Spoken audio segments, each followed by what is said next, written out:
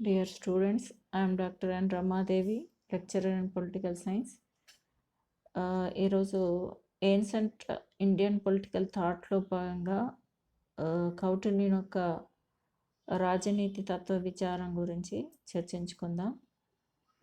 అతని తత్వ విచారం గురించి తెలుసుకునేలో భాగంగా అతని యొక్క జీవిత విశేషాలు, అలాగే అతను రచించినటువంటి అర్థశాస్త్రం గురించి ప్రధానంగా చర్చించుకుందాం.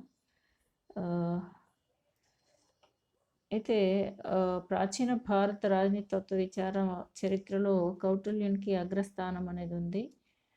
కౌటిల్యుడు ప్రాచీన భారత సాహిత్యంలో అతను రచించినటువంటి అర్థశాస్త్రం అనేది ఒక అద్వితీయమైనటువంటి రచనగా ప్రసిద్ధి చెందిందని చెప్పొచ్చు. ఇది యావత్ భారత ప్రాచీన చరిత్రలోనే ఒక మైలురాయిగా నిలిచింది. అలాగే ఈయన నందవంశ నిర్మూలకుడుగా, మౌర్య వంశ స్థాపకుడైనటువంటి చంద్రగుప్త మౌర్యుని ప్రధానమంత్రిగా చరిత్ర ద్వారా మనకందరికీ చిరపరిచితుడు. ఈయన రచించినటువంటి గ్రంథం అర్థశాస్త్రం. అర్థశాస్త్రం రచించినటువంటి కౌటిల్యునికి విష్ణుగుప్తుడు, చాణక్యుడు అనే పేర్లు కూడా ఉన్నాయి. అర్థశాస్త్రం అనేది చాలా పురాతనమైనటువంటి శాస్త్రం. కౌటిల్యునికి పూర్వం ఎన్నో గ్రంథాలు రాయబడ్డాయి. అవి శిథిలమై నామాత్రంగా ఉన్నాయి. అంతేకాకుండా రాజనీతి గురించి ఇంత సమగ్రంగా ఏ గ్రంథం కూడా రాయబడలేదు. కౌటిల్యుని తర్వాత మధ్యయుగంలో కొందరు రాజనీతి గురించి గ్రంథాలు రాశారు. నీతి సారాన్ని రాసినటువంటి కామందకుడు, నీతి వాక్యామృతం రాసినటువంటి సోమదేవుడు, నీతి ప్రకాశికను రాసినటువంటి వైశంపాయనుడు, శుక్రనీతిని రాసినటువంటి గ్రంథకర్త, వీటన్నింటిలోనూ కూడా కౌటిల్యుడు రాసినటువంటి అర్థశాస్త్రమే సమగ్రమైనటువంటిదిగా చెప్పొచ్చు. ప్రాచీన భారత రాజనీతి తత్వ విచారానికి కౌటిల్యుడు ఒక అమూల్యమైనటువంటి సేవలు చేసినట్లుగా చెప్పొచ్చు. అయితే ఈయన చంద్రగుప్త మౌర్యునికి క్రీస్తు పూర్వం 317 నుండి 293 సంవత్సరాల మధ్యకాలంలో ఈయన అతని ప్రధాన అమాత్యుడిగా పనిచేశారు. ఈయన చాలా చురుకైనటువంటి, అతి తెలివైనటువంటి మంత్రిగా, ఆ కాలంలో అతి తెలివైనటువంటి మంత్రిగా అతను కొనియాడబడ్డాడు. అయితే ఈయన తన యొక్క రాజనీతి భావాలను, అంటే ముఖ్యంగా రాజ్యము, యుద్ధము, అలాగే సాంఘిక వ్యవస్థ, అలాగే దౌత్యనీతి, అలాగే నీతి, రాజకీయాలు, అలాగే రాజ్యతంత్రము గురించి ఈయన అర్థశాస్త్రంలో వివరించడం జరిగింది. అయితే ఈయన ఎప్పటి వాడు అనడానికి సరైనటువంటి ఆధారాలు ఇక్కడ లభ్యం కాలేదు. కౌటిల్యుని జీవితకాలం గురించి రకరకాల అభిప్రాయాలు ఉన్నాయి. ఇతడు క్రీస్తు శకం 1 లేదా 2వ శతాబ్దంలో జీవించాడని ప్రముఖ చరిత్రకారుడు జూలీ కీత్ పేర్కొన్నాడు. అయితే కౌటిల్యుడు, చాణక్యుడు ఒక్కటే అయినప్పుడు అర్థశాస్త్రంలో మగధ రాజ్యం గురించి కానీ, మౌర్య సామ్రాజ్యం గురించి కానీ ఎందుకు చర్చించలేదు అని వింటర్నెట్స్ ప్రశ్నించడం జరిగింది. కౌటిల్యుని అర్థశాస్త్రం యజ్ఞవల్క స్మృతిని, అంటే ఈ రెండిటి మధ్య సారూప్యత అనేది చాలా ఉంది కాబట్టి అర్థశాస్త్రం కూడా ఆ కాలానికి చెంది ఉంటుందని డాక్టర్ జూలీ పేర్కొన్నాడు. అయితే కౌటిల్యుడు చంద్రగుప్త మౌర్యుని ప్రధాన సలహాదారు అయితే ఆయన అంటే అలెగ్జాండర్ గురువు అయినటువంటి అరిస్టాటిల్ కాలానికి చెందినవాడు కాబట్టి అరిస్టాటిల్ పాలిటిక్స్ గ్రంథం రాసే నాటికి కౌటిల్యుడు కూడా అర్థశాస్త్రం రచించి ఉంటాడని కొందరు అభిప్రాయపడ్డారు. అయితే కొంతమంది పాశ్చాత్య విమర్శకులు చేసినటువంటి ఈ వాదాన్ని డాక్టర్ భండార్కర్ తోసిపుచ్చారు. క్రీస్తుపూర్వం 320లో చంద్రగుప్త మౌర్యుని ప్రధానమంత్రి కౌటిల్యుడే అని, అలాగే అది క్రీస్తు శకం 400 సంవత్సరం కాదని కూడా తార్కికంగా రుజువు చేయడానికి ఆయన ప్రయత్నించాడు. ఈ విషయంలో వచ్చినటువంటి విమర్శలన్నింటినీ కూడా ఆయన తోసిపుచ్చాడు. తర్వాత ఇది ఈయన అంటే ముఖ్యంగా తక్షశిల యూనివర్సిటీలో ఆయన తన విద్యాభ్యాసాన్ని ఆయన పూర్తి చేయడం జరిగింది. అలాగే విద్యాభ్యాసం పూర్తయిన తర్వాత ఆయన అదే యూనివర్సిటీలో టీచర్గా కూడా పనిచేశారు. అలాగే ఈ తక్షశిల యూనివర్సిటీ అనేది నిజానికి ప్రపంచంలోనే మొట్టమొదటి యూనివర్సిటీగా చెప్పొచ్చు. World's first university is the Takshashila అని చెప్పొచ్చు. అలాగే అతను పాటలీపుత్రానికి వెళ్ళాడు. అక్కడ అంటే అక్కడ ఉన్నటువంటి ప్రజలందరినీ కూడా తన యొక్క తెలివితేటలతో అందరినీ కూడా ప్రభావితపరిచాడు. అలాగే అక్కడ ఉన్నటువంటి సంఘ అనేటువంటి దానికి ముఖ్యుడిగా కూడా నియమించబడ్డాడు. సంఘ అనేది ఒక ఆర్గనైజేషన్. అది బీద ప్రజలకు సహాయపడడానికి ఏర్పాటు చేయబడినటువంటి ఆర్గనైజేషన్గా చెప్పొచ్చు. ఆ ఆర్గనైజేషన్కి అతన్ని ముఖ్యుడిగా కూడా హెడ్గా కూడా నియమించడం అనేది జరిగింది. అయితే ఈ పాటలీపుత్రలో ఉన్నప్పుడు దాననంద మగధ సామ్రాజ్యాధిపతి అయినటువంటి అంటే ఆ మగధ సామ్రాజ్యానికి సంబంధించినటువంటి దానానంద అనే అతడు, లేదా అతన్నే ధనానంద అనొచ్చు, ధనానంద అనే అతడు కౌటిల్యుని అవమానించడం అనేది జరిగింది. అలాగే అతని వేషధారణ, అతని అలంకరణ చూసి ధనానందుడు కౌటిల్యుని అవమానించాడు. అయితే కౌటిల్యుడు అందుకు ప్రతీకారం తీర్చుకోవాలని అంటే తనకు జరిగినటువంటి అవమానానికి ప్రతీకారం తీర్చుకోవాలని నిర్ణయించుకొని ధనానందుని యొక్క సామ్రాజ్యాన్ని దాన్ని అంటే విచ్ఛిన్నం చేయాలని కూలదోయాలని ఆయన ఒక నిర్ణయం తీసుకున్నాడు. అందులో భాగంగా ఆయన చంద్రగుప్త మౌర్యునికి రాజ్య తంత్రంలోనూ అలాగే యుద్ధ నీతిలోనూ శిక్షణ అందించి మగధ సామ్రాజ్యం కూలదోసి మౌర్య సామ్రాజ్యాన్ని స్థాపించడానికి అతనికి సహాయపడ్డాడు. చాణక్య చంద్రగుప్తుడు కూడా ఇతని సహాయ సహకారాలతో మౌర్య ఎంపైర్ని మౌర్య సామ్రాజ్యాన్ని ఈ మగధ సామ్రాజ్య స్థానంలో అంటే మగధ సామ్రాజ్యాన్ని కూలదోసి మౌర్య సామ్రాజ్యాన్ని అక్కడ వ్యవస్థాపించేందుకు కౌటిల్యుని యొక్క సహాయ సహకారాలు తీసుకున్నాడు.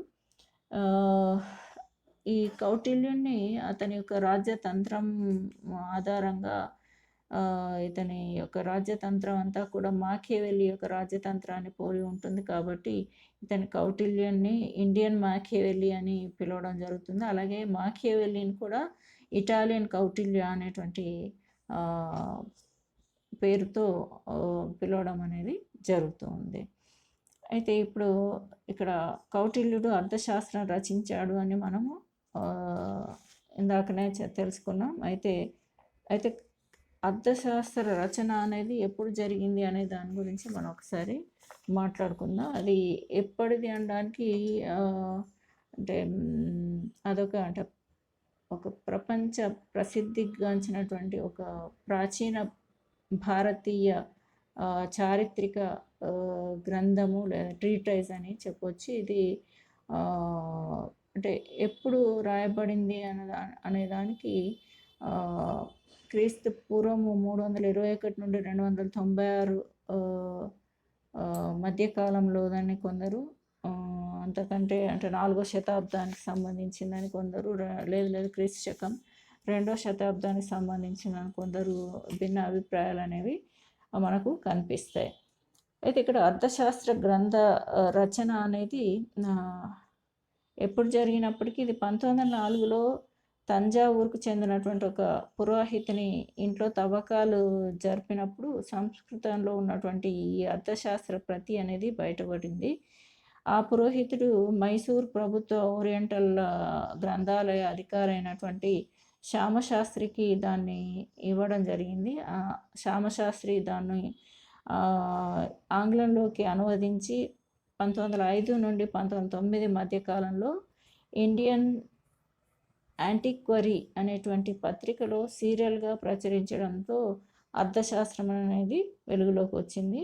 అయితే దీన్ని చదివినటువంటి అప్పటి బ్రిటిష్ వారు కూడా ఆశ్చర్యం పొంది అసలు భారతదేశానికి గొప్ప రాజనీతి సంస్కృతి ఉందని విశ్వసించడం అనేది కూడా జరిగింది. అయితే కౌటిల్యుని అర్థశాస్త్రంలో కొన్ని ప్రధాన లక్షణాలు మనకి కనిపిస్తాయి.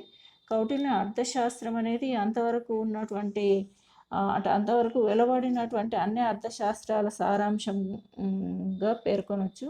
కౌటిల్యుడే స్వయంగా అర్థశాస్త్రం అంటే అతనికంటే ముందున్నటువంటి అర్థశాస్త్రాల ఆధారంగా రచించబడిందని కూడా అతను పేర్కొన్నాడు. అయితే పరిపాలనా వ్యవస్థను రూపొందించి రాజనీతిని ప్రధాన అంశంగా చర్చించినటువంటి కౌటిల్యుని అర్థశాస్త్రం అనేది ప్రాచీన భారత రాజనీతి తత్వ సాహిత్యంలో అద్వితీయమైనటువంటి రచనగా ప్రసిద్ధి చెందిందని చెప్పొచ్చు. కౌటిల్యుడు మగధ రాజు అయినటువంటి చంద్రగుప్తుని ప్రధానమంత్రిగా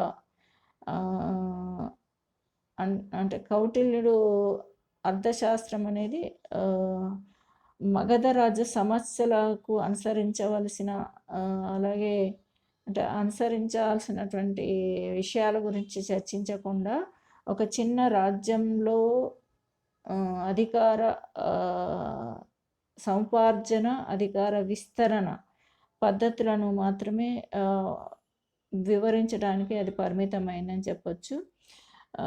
కౌటిల్యుని అర్థశాస్త్రం అనేది రాజనీతిని శాస్త్ర సాహిత్యం నుంచి పూర్తిగా వేరు చేసింది. అలాగే రాజనీతికి శాస్త్రీయ దృక్పథాన్ని కూడా కల్పించింది. కౌటిల్యుని అర్థశాస్త్రం రాజనీతిపై ఒక సిద్ధాంతపరమైనటువంటి శాస్త్ర గ్రంథంగా కాకుండా పాలకుడైనటువంటి రాజుకు తన రాజ్య నిర్వహణలో ఉపయోగించేటువంటి అంటే అది ఉపకరించే విధంగా రచించబడింది. దీని పరిధిలో రాజనీతి సిద్ధాంతం అనేది లేదు. పాలకుడు దైనందిన కార్యక్రమాలని ఏ విధంగా చక్కబెట్టుకోవాలి అనేటువంటి విషయాలను అర్థశాస్త్రంలో చర్చించడం అనేది జరిగింది. అయితే అర్థశాస్త్రం రాజ్య నిర్వహణకు సంబంధించినటువంటి అంటే రాజ్య నిర్వహణకు సంబంధించి పరిమితమైనది కాకుండా అన్ని కాలాలకు వివిధ రాజ్యాలకు ఉపయోగపడే విధంగా తీర్చిదిద్దబడింది. కౌటిల్యుడు తన అర్థశాస్త్రంలో సాంఘిక ఆర్థిక రంగాల్లో రాజు నిర్వహించవలసినటువంటి విధులను కూడా ప్రస్తావించడం అనేది జరిగింది. అలాగే యువరాజు అభ్యసించవలసినటువంటి విద్య, గూఢాచార వ్యవస్థ, మంత్రిమండలి ఏర్పాటు, సంక్షేమ విధులు మొదలైన వాటిని గురించి కూడా అర్థశాస్త్రంలో చర్చించబడింది. అందువల్ల అర్థశాస్త్రం రాజ్యతంత్రానికి సంబంధించినటువంటి అధ్యయనం అని వ్యాఖ్యానించబడింది. కౌటిల్యుని అర్థశాస్త్రంలో ప్రభుత్వ నిర్మాణం, వివిధ శాఖలు అలాగే అధికారుల నియామకం, వాళ్ళ విధుల గురించి కూడా చర్చించారు. అలాగే ఈ గ్రంథం రచించే నాటికి ఈ అర్థశాస్త్రం రచించే నాటికి సకల విజ్ఞానం సమస్త విజ్ఞానం కూడా 4 శాఖలుగా విభజించబడింది. రాజనీతికి సంబంధించినటువంటి వరకు కౌటిల్యుడు అర్థశాస్త్రాన్ని ఒక స్వతంత్ర శాస్త్రంగా గుర్తించాడు. కౌటిల్యుని అర్థశాస్త్రం అనేది అపారమైనటువంటి విషయ పరిజ్ఞానాన్ని ప్రదర్శిస్తూ అత్యంత ఆధునిక భావాలను వెల్లడించిందిగా చెప్పొచ్చు. ఇది సంస్కృతంలో ఉన్నటువంటి అతి పురాతనమైనటువంటి ఒక ట్రీటైజ్గా చెప్పొచ్చు. అలాగే ఈయన తక్షశిల యూనివర్సిటీలో చంద్రగుప్త మౌర్యుని గార్డియన్గా కూడా అంటే అతనికి గార్డెన్గా అలాగే టీచర్గా కూడా ఈయన పనిచేయడం అనేది జరిగింది. ఈయన అంటే థియరీస్ అంటే లా అంటే చట్టము, తర్వాత రాజకీయాలు, తర్వాత న్యాయము లేదా అడ్మినిస్ట్రేషన్ గురించినటువంటి వాటి గురించి ఆయన థియరీస్ ఏమీ ప్రతిపాదించలేదు. కానీ అతను అంటే రాజు తన రాజ్య నిర్వహణలో ఎటువంటి అధికారాల్ని నిర్వహించాలి, రాజుకు ఉండాల్సినటువంటి లక్షణాలు ఏంటి, అధికారులను నియమించేటప్పుడు ఎలాంటి నియమాలు పాటించాలి, యుద్ధ నీతి ఎలా ఉండాలి, ఇలాంటి విషయాల గురించి ఆయన చర్చించడం అనేది జరిగింది. ఈయన అర్థశాస్త్రం అనేది 15 అధికరణాలు, 150 అధ్యాయాలు, 180 ప్రకరణాలుగా విభజించడం అనేది జరిగింది. ఒక్కొక్క అధికరణంలో ఒక్కొక్క ప్రధాన విషయం వివరించబడింది. ఈ అధికరణాలను ముఖ్యంగా 3 భాగాల కింద అతను చర్చించడం జరిగింది. అవి ఏంటంటే, ఒకటి రాజరిక సిద్ధాంతం, పరిపాలనా సిద్ధాంతం, యుద్ధ దౌత్య సమస్యలు అనేటువంటి 3 విభాగాల కింద 3 ముఖ్యమైనటువంటి అంశాల కింద వాటిని చర్చించడం అనేది జరిగింది. మనం ఇందాకనే మాట్లాడుకున్నాం. అంటే ఈ అర్థశాస్త్రంలో ఏమేమి అంశాలు చోటు చేసుకున్నాయి అనేది మనం ఇందాక మాట్లాడుకున్నాం. వాటి గురించి మరొకసారి గమనిద్దాం. ఈ అర్థశాస్త్రంలో రాజ్య అంటే ప్రభుత్వ స్వభావము, చట్టము, civil and criminal courts system, అలాగే ethics, economics, market and trade, methods for screening ministers, diplomacy, theories on war, nature of peace and the duties and obligations of a king అనేటువంటి అంశాలు దీంట్లో చర్చించబడ్డాయి.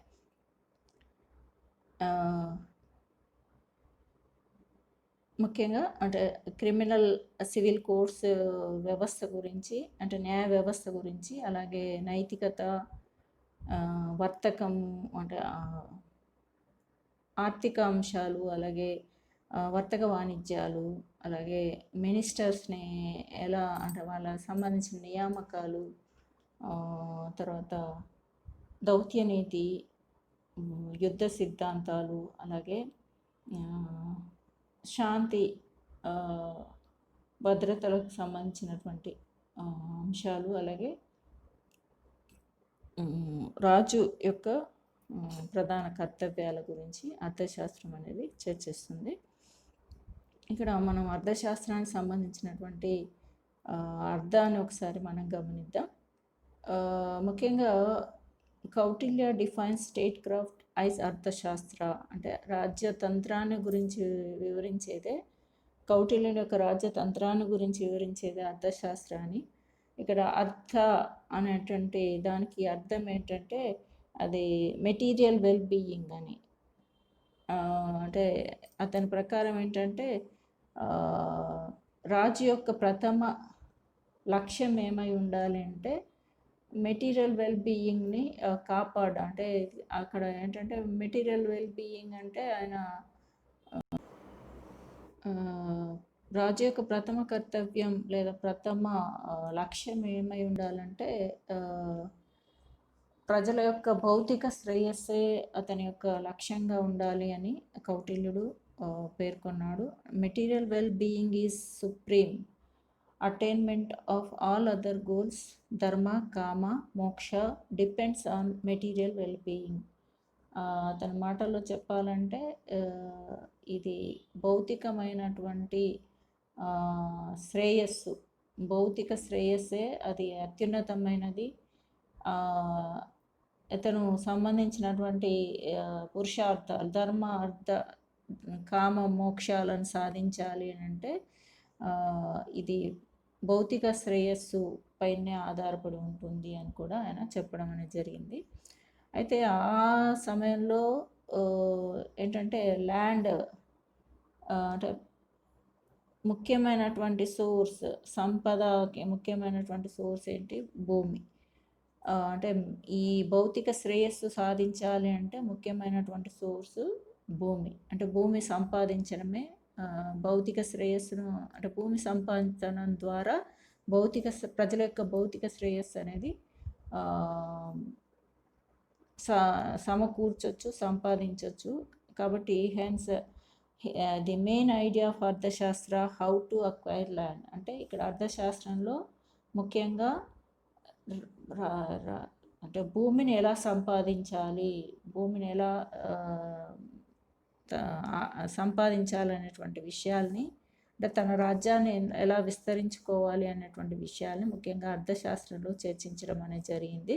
అయితే the first land to be acquire is the land of neighbour అంటే దాంట్లో ఏమని వివరించబడిందంటే ముందుగా ఎటువంటి ల్యాండ్ని ఎక్వైర్ చేసుకోవాలంటే పక్క దేశాల్లో ఉన్నటువంటి ల్యాండ్ నైబర్ కంట్రీస్ ఏవైతే ఉన్నాయో అంటే పొరుగు దేశాల యొక్క భూమిని ఆక్రమించుకోవడమే ద్వారానే ల్యాండ్ అనేది సంపాదించాలి అని ఆయన అర్థశాస్త్రంలో సూచించడం అనేది జరిగింది. Because neighbours are normal natural enemies అంటే వాళ్ళే సహజ శత్రువులుగా భావించాలి అని చెప్తున్నాడు. పక్క దేశాల వాళ్ళని స్నేహితుల్లాగా కాకుండా ఎప్పుడు ఎనిమీస్ లాగానే చూడాలి అని అర్థశాస్త్రంలో వివరించడం అనేది జరిగింది. అందుకే hence the relations between two states are relations of war అంటే రెండు దేశాల మధ్య సంబంధాలు అని అంటే అది యుద్ధ సంబంధాలుగానే భావించాలి అని అర్థశాస్త్రం చెప్తుంది. అర్థశాస్త్ర deals with art of war అందుకే అర్థశాస్త్రం అనేది ఆర్ట్ ఆఫ్ వార్కి సంబంధించింది అంటే యుద్ధ నీతికి సంబంధించినటువంటి శాస్త్రంగా చెప్పొచ్చు. అలాగే దీన్ని first text book geo politics అలాగే సైన్స్ ఆఫ్ క్యాప్చరింగ్ ల్యాండ్ అని చెప్పడం అనేది జరిగింది. అంటే ఇది జియో పాలిటిక్స్ సంబంధించినటువంటి ఒక గ్రంథంగా అలాగే భూమిని సంపాదించడానికి భూమిని ఆక్రమించడానికి సంబంధించినటువంటి విజ్ఞాన శాస్త్రంగా అర్థశాస్త్రాన్ని చెప్పొచ్చు. ఇప్పుడు అర్థశాస్త్రం అనేది ఇందాకనే మనం చెప్పుకున్నాం 15 అధికరణాల కింద అది ఉంది. అంటే 15 అధికరణాలు అంటే 15 బుక్లుగా అంటే 15 పుస్తకాలుగా ఉందని చెప్పొచ్చు. ఈచ్ అధికరణ హ్యాస్ మెనీ అధ్యాయాస్. ఇన్ టోటల్ దెర్ ఆర్ 150 అధ్యాయాస్. అంటే ప్రతి అధ్యాయంలో చాలా అధ్యాయాలు ఉన్నాయి. ప్రతి అధికరణంలో చాలా అధ్యాయాలు ఉన్నాయి. టోటల్గా 150 అధ్యాయాలు అర్థశాస్త్రంలో ఉన్నాయి. Each adhyaya has many sutras. There are a total of 5370 sutras in the book. ఈ అధ్యాయాలలో అంటే చాలా సూత్రాలు ఉన్నాయి. అందులో ముఖ్యంగా 5370 సూత్రాలు ఆ బుక్లో పొందుపరచబడ్డాయి. అయితే దీని యొక్క బుక్ యొక్క పర్పస్ ఏంటి అసలు అంటే purpose of the book is to teach how to obtain a kingdom and then rule kingdom. ఈ బుక్ యొక్క ప్రధాన లక్ష్యం ఏంటి, దాని ఉద్దేశం ఏంటంటే ఈ రాజ్యాన్ని ఎలా సంపాదించాలి అలాగే ఎలా పరిపాలించాలి అనేవి సూత్రాల గురించి ఇది బోధిస్తుంది. ద ఫస్ట్ పార్ట్ అంటే 5 అధికరణాస్ విత్ 96 అధ్యాయాస్ డీల్స్ విత్ పబ్లిక్ అడ్మినిస్ట్రేషన్. ఈ మొదటి పార్ట్లో ఉన్నటువంటి 5 అధికరణాలు అలాగే 96 అధ్యాయాలన్నీ కూడా పబ్లిక్ అడ్మినిస్ట్రేషన్కి సంబంధించినటువంటి అధ్యాయాలుగా చెప్పొచ్చు. ద సెకండ్ పార్ట్ 9 అధికరణాస్ విత్ 53 అధ్యాయాస్ deals with foreign affairs and military strategies. ఈ మిగతా అంటే సెకండ్ పార్ట్లో 9 అధికరణాలు అలాగే 53 అధ్యాయాలు అనేవి విదేశీయంగ విధానం అలాగే మిలిటరీ విధానాలు మిలిటరీ స్ట్రాటజీస్ గురించి అది వివరిస్తుంది. తర్వాత ద లాస్ట్ అధికరణ విచ్ 1 అధ్యాయ డీల్స్ విత్ తంత్రయుక్తి that is stylistic devices used to elucidate a scientific subject. ఇది లాస్ట్ అధికరణం మాత్రం ఇది తంత్రయుక్తికి సంబంధించినటువంటి అధికరణంగా చెప్పొచ్చు. తర్వాత ఇప్పుడు మనము ఒక్కొక్క అధ్యాయంలో ఏమేం అంశాలు పొందుపరచబడ్డాయో ఒకసారి ఈ పట్టికలో గమనిద్దాం. మొదటి అధ్యాయం అనేది ఇది concerning the topic of training, అంటే రాజుకు శిక్షణకు సంబంధించినటువంటి టాపిక్. ఇది 21 అధ్యాయాలలో పొందుపరచడం అనేది జరిగింది. దీనిలో మెయిన్గా training of prince, appointment of ministers, officers etcetera, rules for the envoy.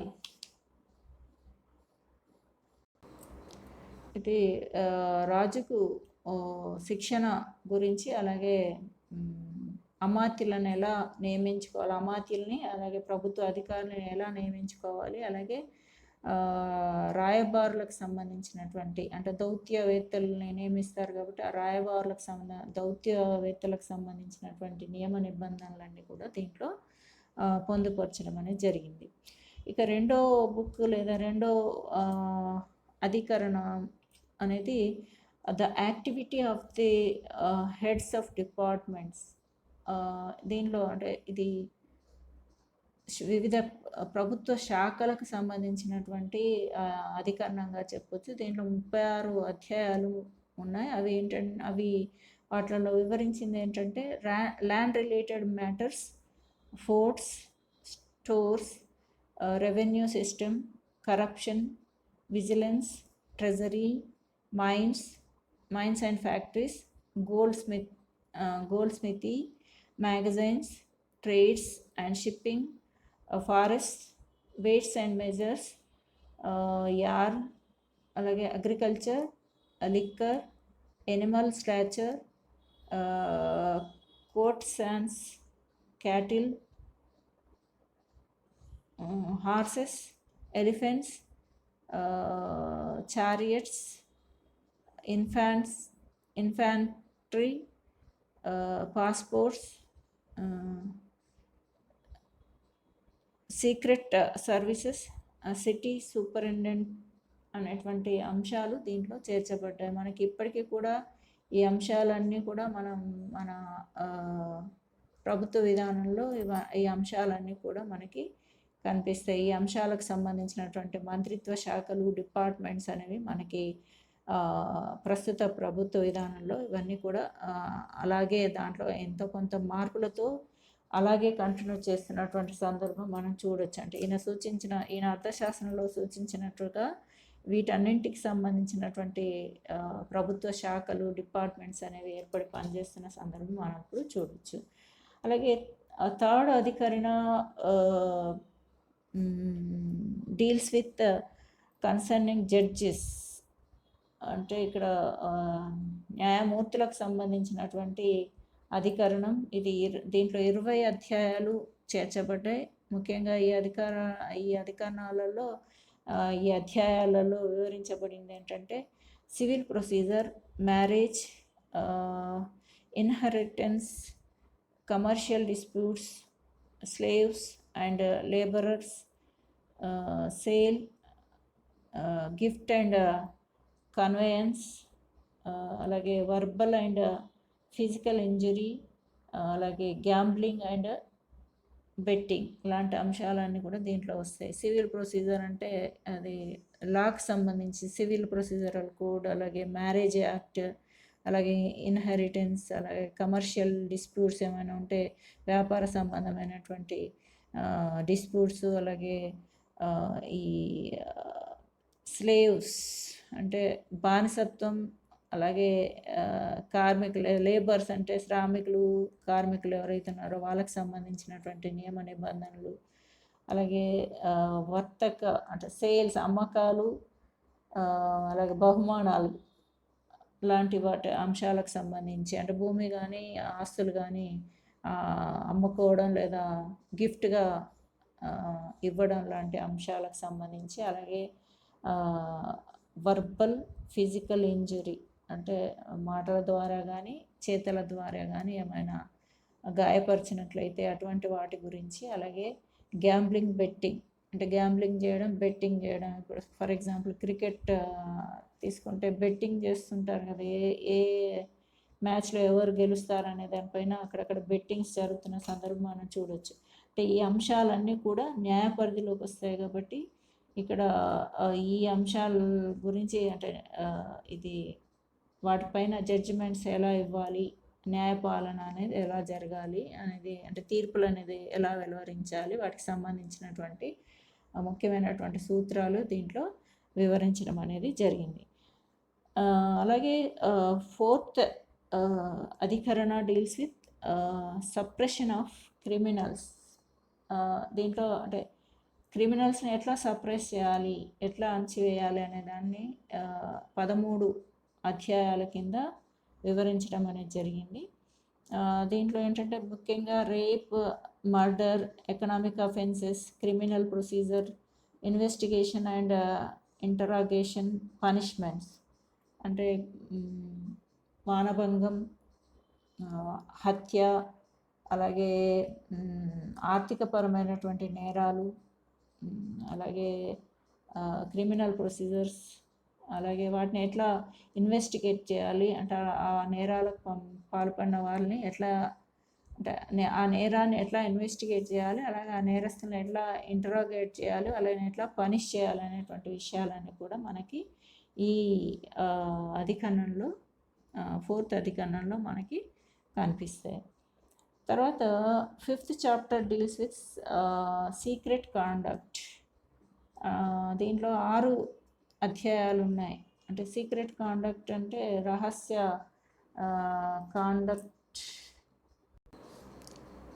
ప్రవర్తనల గురించి 6 అధ్యాయాలలో వివరించడం జరిగింది. ముఖ్యంగా ప్రవర్తన అనే నియమావళి, సీక్రెట్ అంటే రహస్య ప్రవర్తన నియమావళి అనేది 6 అధ్యాయాలలో వివరించడం జరిగింది. వాటిలో సీక్రెట్ పనిష్మెంట్స్ అంటే రహస్య శిక్షలు ఎలా అమలు చేయాలి, అలాగే రీప్లెనిష్మెంట్ ఆఫ్ ట్రెజరీ, అంటే ట్రెజరీని ఎట్లా పునరుద్ధరించాలి, అలాగే సివిల్ సర్వెంట్స్ యొక్క శాలరీస్ గురించి, behaviour norms for a department, అంటే ప్రభుత్వ శాఖలలో పనిచేసేటువంటి వారి యొక్క ప్రవర్తన నియమావళి ఏంటి, అలాగే కోర్టియర్, అలాగే కంటిన్యూయన్స్ ఆఫ్ కింగ్డమ్, సావరెంటీ అంటే సభా నియమావళి, సభా ప్రవర్తన నియమావళి, అలాగే రాజ్యాన్ని, సార్వభౌమాధికారాన్ని ఎలా కొనసాగించాలి అనేటువంటి విషయాలన్నీ కూడా అందుకు సంబంధించినటువంటి ప్రవర్తన నియమావళి అంతా కూడా మనకి 5వ అధికరణంలో వివరించడం అనేది జరిగింది. అర్థశాస్త్రం యొక్క 6వ అధికరణం the circle of kings is the basis అనేటువంటి అంశాన్ని అందులో పొందుపరచడం జరిగింది. దీనిలో ముఖ్యంగా 2 అధ్యాయాలలో మనకి ఇది రాజు ఈ సర్కిల్ అంటే వలయాన్ని, రాజ్య వలయాన్ని ఎలా ఏర్పాటు చేసుకోవాలి అనేది ఇక్కడ దానికి బేస్ ఏంటి అనేది ఇక్కడ వివరించడం అనేది జరిగింది. ముఖ్యంగా దాంట్లో దీంట్లో the foundation for foreign policy describes the circle of the Kings and the 7 కాన్స్టిట్యూయెన్స్ అనేటువంటి అంశం దీంట్లో వివరించడం జరిగింది. అంటే ముఖ్యంగా ఇది విదేశాంగ విధానాన్ని సూచిస్తుంది. అంటే విదేశాంగ విధానం ఎలా ఏర్పాటు చేసుకోవాలి, దానికి సంబంధించినటువంటి వలయాలు రాజు ఎలా ఏర్పాటు చేసుకోవాలి అనేదాన్ని ఇక్కడ ఈ 6వ అధికరణంలోని 2 అధ్యాయాలు వివరిస్తాయి. 7 రాజ్యాంగ సంబంధమైనటువంటి నిబంధనలు గురించి ఇక్కడ ఈ విదేశాంగ విధానానికి సంబంధించినటువంటి 7 రాజ్యాంగ నిబంధనల గురించి ఈ అధ్యాయంలో పేర్కొనడం అనేది జరిగింది. ఇక 7వ అధికరణం 6 మెజర్స్ ఆఫ్ ఫారిన్ పాలసీ అంటే విదేశాంగ విధానానికి తీసుకోవాల్సినటువంటి మెజర్స్ ప్రమాణాలు ఏంటి అనేవి 18 అధికరణాలలో వివరించడం జరిగింది. దాంట్లో ముఖ్యంగా peace, treaty, war, injury, neutrality, indifference, marching, augmentation of power, తర్వాత సరెండర్, డ్యూయల్ పాలసీ ఇవన్నీ కూడా ఇందులో వివరించడం అనేది శాంతి ఒప్పందాలు, యుద్ధ ఒప్పందాలు, గాయపరచడం, తటస్థ విధానాన్ని అనుసరించడం, తర్వాత సైన్యాల అంటే బలాల సైనిక బలాల తరలింపు, తర్వాత అధికారాన్ని అభివృద్ధి చేసుకోవడం, సరెండర్ అంటే నిర్బంధించడం అట్లాంటి అంటే డ్యూయల్ పాలసీ, ద్వంద్వ విధానం ఇట్లాంటివన్నీ కూడా మనకు 7వ అధికరణంలో కనిపిస్తాయి. తర్వాత 8వ అధికరణం అనేది concerning the topic of calamities. ఇవి కెలామిటీస్కి సంబంధించినవి అంటే ప్రకృతి విపత్తులు. కెలామిటీస్ అంటే విపత్తులు అని చెప్పొచ్చు. విపత్తులకు సంబంధించినటువంటి అధికరణం. దీంట్లో 5 అధ్యాయాలు ఉన్నాయి. ఇది ముఖ్యంగా ఈ 7 ప్రాకృతిస్కి అంటే రాజ్యానికి సంబంధించి 7 రకాలైనటువంటి ప్రకృతిస్ ఉంటాయని, 7 రకాల అంగాలు ఉంటాయని, అలాగే రాజత్వం, తర్వాత మిత్రులు, సైనిక బలాలు వీటన్నిటికి సంబంధించినటువంటి అంశాలన్నీ కూడా అంటే వాటికి వచ్చేటువంటి విపత్తుల గురించి అవి ఎట్లా నివారించుకోవాలి అనేటువంటి విషయాలన్నీ కూడా దీంట్లో వివరించడం అనేది జరిగింది. ముఖ్యంగా ఈ విపత్తు నిర్వహణకు సంబంధించినటువంటి అధికరణంగా చెప్పచ్చు. దీంట్లో ముఖ్యంగా 5 అధ్యాయాలు అనేవి మనకి కనిపిస్తాయి. తర్వాత 9వ అధికరణం అనేది రాజు అంటే సైన్యాన్ని తరలించడానికి కావాల్సినటువంటి వ్యూహాల గురించి 7 అధ్యాయాలు ఇందులో చేర్చడం జరిగింది. దీంట్లో మెయిన్గా యుద్ధ వ్యూహాలు అంటే సైనిక తరలింపు కావచ్చు, ప్రమాదాలను ఎట్లా నివారించాలి, తర్వాత రాజు తనను తాను ఎలా కాపాడుకోవాలి, తన సైన్యాన్ని ఎలా కాపాడుకోవాలి అనేటువంటి అంశాలన్నీ కూడా వాటికి సంబంధించిన వ్యూహాలన్నీ కూడా మనకి 9వ అధికరణంలోని 7 అధ్యాయాలలో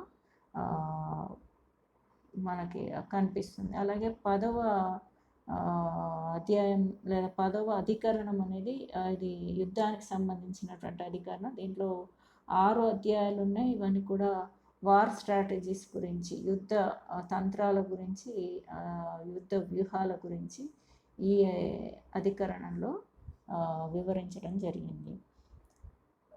తర్వాత 11వ అధికరణం ఏమో పాలసీ టువర్డ్స్ ప్రిన్సిపాలిటీస్ అంటే రాజ్యాల గురించినటువంటి విధానాలు, పాలసీస్ గురించి ఒక అధ్యాయం దీంట్లో ఒక అధ్యాయం చేర్చబడింది. అవి ఏంటంటే రకరకాల రాజ్యాలకు సంబంధించి ప్రిన్సిపాలిటీస్కి సంబంధించినటువంటి అంశాలన్నీ కూడా దాంట్లో చేర్చడం అనేది వివరించడం అనేది జరిగింది. తర్వాత 12వ అధికరణం అనేది ఇది బలహీనుడైనటువంటి రాజుకు సంబంధించినటువంటి అంశాలు దీంట్లో ఉన్నాయి. ఇది 5 అధికరణాలు దీంట్లో 5 అధికరణాలు కాదు అధ్యాయాలు దీంట్లో ఉన్నాయి. దీంట్లో ముఖ్యంగా ఈ బలహీనమైనటువంటి రాజు అనుసరించాల్సినటువంటి వ్యూహాల గురించి చర్చించడం జరిగింది. తర్వాత 13వ అధికరణం ఇది అంటే ఫోర్ట్ రాజ్య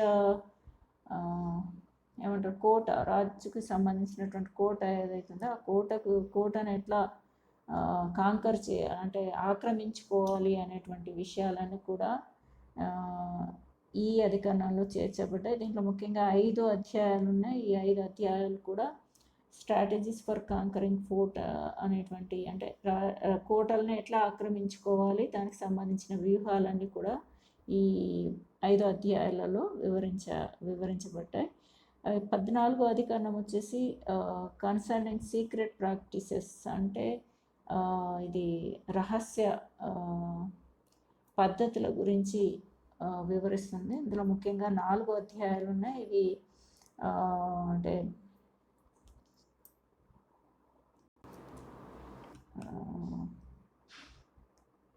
ఎనిమీ ట్రూప్స్ అంటే శత్రు దళాలని ఎట్లా రహస్యంగా ఎట్లా విచ్ఛిన్నం చేయాలి, అలాగే దానికి అనుసరించాల్సినటువంటి పద్ధతులు ఏంటి, దానికోసం చేపట్టవలసినటువంటి చర్యలు ఏంటి అనేటువంటివి, అలాగే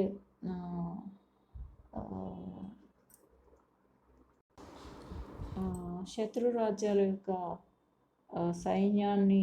సైనిక దళాలని డిస్ట్రాయ్ చేయడానికి, అంటే విచ్ఛిన్నం చేయడానికి అనుసరించాల్సినటువంటి వ్యూహాలు, అలాగే అంటే శత్రు సైనిక దళాలు వాళ్ళకి అంటే వ్యతిరేకమైనటువంటి చర్యలు, వ్యతిరేకమైనటువంటి అంటే వాళ్ళే అంతఃకలహాలతో వాళ్ళే గాయపరుచుకునే విధంగా ఎలా అంటే వ్యూహాలు అమలుపరచాలి అనేటువంటి అంశాలన్నీ కూడా దీంట్లో వివరించడం జరిగింది. ఇక చిట్ట అధ్యాయం 15వ అధ్యాయం, ఇది ద మెథడ్ ఆఫ్ సైన్స్, అంటే ఇది విజ్ఞానానికి సంబంధించిన పద్ధతుల గురించి వివరిస్తుంది. దీంట్లో ముఖ్యంగా ఒకటే అధ్యాయం అనేది చేర్చడం జరిగింది. ఇది డివైసెస్ ఆఫ్ సైన్స్ అని, సైన్సెస్కి సంబంధించినటువంటి డివైసెస్, విజ్ఞానానికి సంబంధించినటువంటి విజ్ఞాన శాస్త్రానికి సంబంధించినటువంటి పద్ధతులు, పరికరాలు మొదలైనటువంటి వాటి గురించి ఈ 15వ అధ్యాయంలో వివరించడం అనేది జరిగింది. 15వ అధికరణంలో ఉన్నటువంటి ఒక అధ్యాయంలో దీన్ని చేర్చడం అనేది జరిగింది. ఇది అంటే అర్థశాస్త్రానికి సంబంధించినటువంటి విశ్లేషణ, అంటే అందులో చేర్చబడినటువంటి అంటే ఒక్కొక్క అధ్యాయం అంటే ఒక్కొక్క అధికరణం దేనికి సంబంధించింది అనేటువంటి, అందులో ఉన్నటువంటి 15 అధికరణాలు ఏ విషయాల్ని వివరిస్తాయి అనేటువంటి దానిపైన మనం ఇంతవరకు పరిశీలించాం. ఇప్పుడు అర్థశాస్త్రం అనేది పాజిటివిజం అండ్ రేషనలిజం, ఈ 2 విషయాలు కూడా దాంట్లో మనకి కనిపిస్తాయి. అలాగే ఇక్కడ రమేష్ అరోరా అండ్ రజనీ గోయల్ గారి మాటలలో చెప్పాలంటే, it is a major source of information about the administrative system in ancient India and it is not a theoretical treatise అని చెప్పడం జరిగింది. అంటే ఇది ఈ ఏన్షియంట్ ఇండియాలో, ప్రాచీన భారతదేశంలో ఉన్నటువంటి పాలనా వ్యవస్థకు సంబంధించినటువంటి సమాచారానికి సంబంధించిన ముఖ్యమైన మూలాధారం అని వీరిద్దరూ అభిప్రాయపడ్డారు. The statecraft of Kautilya's Arthashastra comes close to Sun Tzu work on the art of war and Machiavelli's the Prince. అంటే ఇది ఈ 2 గ్రంథాలకు దగ్గర పోలికలు ఉన్నాయని కూడా, అంటే కౌటిల్యుని యొక్క అర్థశాస్త్రం అనేది సన్ ట్జూ రచించినటువంటి ఆర్ట్ ఆఫ్ వార్కి, అలాగే మాకియవెల్లీ రచించినటువంటి ద ప్రిన్స్ అనే గ్రంథానికి దగ్గర పోలికలు అనేవి కనిపిస్తాయని చెప్పొచ్చు. అందుకే మనం ఇదివరకే చెప్పుకున్నాం,